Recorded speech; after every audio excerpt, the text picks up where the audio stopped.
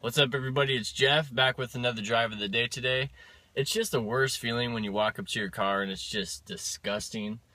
Isn't that just the worst? It's probably been a good month now since I detailed my car, which is absolutely uncalled for, ridiculous. So, needs to be handled, needs to be dealt with. Come on, traffic. Traffic out here is just ridiculous right now. Come on. There we go. I'm so impatient.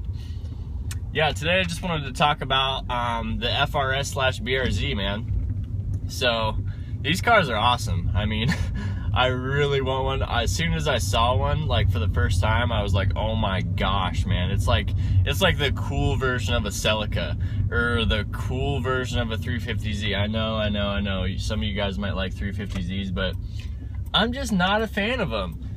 I don't know why. I'm not a big fan of the 350Z, and obviously my Subaru bias is really playing a part right now, but I'm just not a fan of the 350Z. I'm not a fan of the motor. They look cool, but in my opinion, the FRS or the BRZ looks way cooler, so I would much prefer FRS or whatever over the 350Z. Yeah, they're awesome little cars though. I mean, when I was getting this car, the guy who sold me this car was like, come over here and check out the FRS. It was brand new, had the hood open and everything, and it was right when they were just coming out in like 2013. And then I sat in it and I was like, oh man, this is so nice. And he's like, yeah, after you have this car, once you save some money or whatever, he said the FRS is not very far out of your reach. And I'm like, well, don't tempt me, man. You know, I live in Idaho and I'm poor, so don't don't tease me like that, please. Really dope cars though.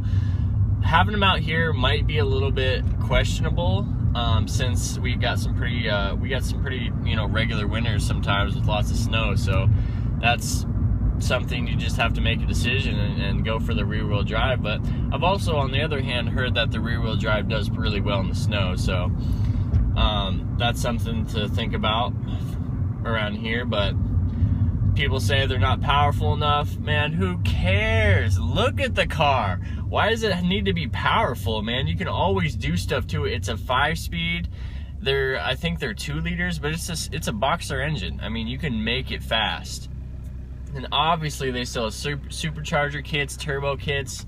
I mean, there's no reason why you should be complaining about the stock power. What car is fast stock unless you get a high-end model like the STI, or sure, you can buy cars fast stock, but what's the fun in that, man? The whole purpose of if you love your cars and you're into them is to do stuff to them to make them better. So 200 horsepower, I think, is what it is. That's plenty, so I don't see any complaint there. And when you're in a car like the FRS, man, like I've sat in them, and you feel like you're going, you don't even have to be moving and you feel like you're going fast. Like it's all driver oriented, like the seats sit real low and they're super, super nice. I would want one.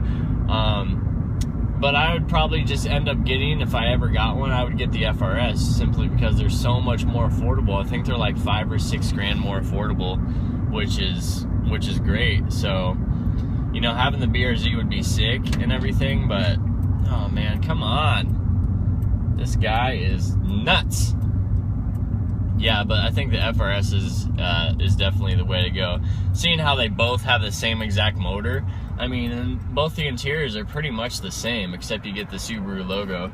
So, yeah, really dope car, man. And I know Scion's going to be making the FRS for quite a while, is what I hear. And the BRZ might be discontinued. I'm not sure, but I think it's going to be discontinued. So that kind of sucks. But I think it's the coolest thing that's happened in the car scene for a while, man. The release of the freaking FRS BRZ.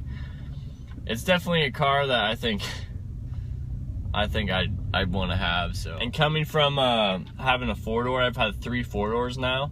Having a coupe would be a great experience. I mean, obviously you can't carry a lot of stuff. It's not good for long travels or whatever, but I think having a coupe would be tight, so that's another reason why I'd get one. The coupe, the rear-wheel drive, 5-speed, the driver-oriented car, and probably plenty of mods to list. So yeah, man, it would be awesome. I think they're a little bit pricey though, because now you can get what? You can get a WRX, like an 04 or 5 with like relatively low mileage. You can get a WRX for like 6-8 grand. So, and not only that, you can get a Legacy GT for like 8 grand, like a nice condition, like 06 Legacy GT for 6 grand. So paying what, 18 grand or, you know, 20 grand for an FRS, I think it's a little bit ridiculous, but I guess if you have the money, do it. But they're nice cars, man. That's for sure. They're nice cars. Man, I've got an airplane going on. Come on, or is that helicopter? Yep, chopper. The chopper! I had to make another little stop into Jamba Juice, man. These things are actually pretty good. Yes. Yes. So all in all, the FRS/BRZ is a dope car if you have the money to afford it. If you can't afford it, don't impulse buy it, or do something like I would do and try to get a car you can't afford, because it's not worth it. Yeah, it's not worth it. As fun as it is, well, it is kind of worth it, but let's be honest, it's not worth it, guys. So anyway, I'm heading back home right now. I got to edit a couple videos. I'm gonna have a sneaker video coming out, actually a shoe review, so just be sure to check that out. But anyway, I'll talk to you guys later. Hope everyone's having a great day. It's Jeff. Peace.